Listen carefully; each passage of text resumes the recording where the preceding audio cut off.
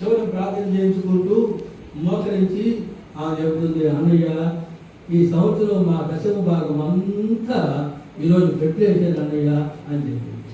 ఇప్పుడు కాదు, సుమారుగా 30 సంవత్సరాలు అన్నమాట.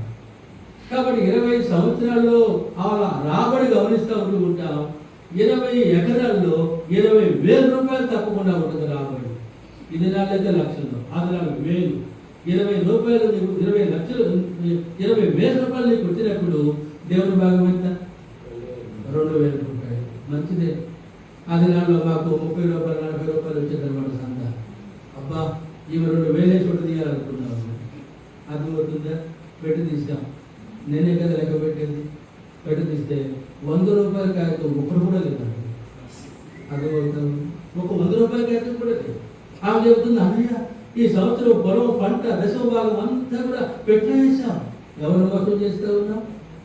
దేవున్నా మనుషున్నా? ఆ కుటుంబం చూస్తాం కదా, ఆ తర్వాత అంతకంతకు నిలిచింది దరిద్రమైంది. అర్థమవుతా ఉందా? దేవుని ఆశీర్వాదాలు పొందాలి. కాబట్టి దేవుని ఆశీర్వాదాలు పొందాలంటే దేవుని ఇంటిని ఏమి తీసుకొని రావాలో అది తీసుకొని రావాలి. 8 దినాల కొంతమంది సేవలు జరగబట్టలేదు. నువ్వు దేవునికి ఏమి ఇవ్వాలి ఇవ్వడం లే. దేవుని ఆశీర్వాదం నువ్వు పొందడం లే. దేవుడికి తగినంతగా ఇవ్వడం లే. దేవుడు నిన్ను ఆశీర్వదిస్తే కదా దేవుడు నువ్వు ఇచ్చేది.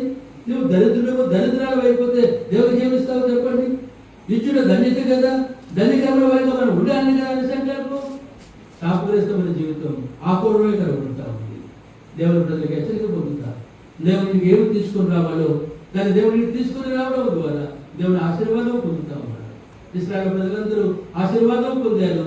దేవుని ధనాగారంలో గేదె తేవడం ద్వారా, దాన్ని దొంగిలించడం ద్వారా ఆకాను శాపగ్రస్తులైనట్టుగా తన ఇంటి వాళ్ళ నిర్మూలమైనట్టుగా చూస్తూ ఉన్నాము. 3వదిగా చూస్తూ ఉన్నాము. 4వదిగా ఏలో చెప్పండి.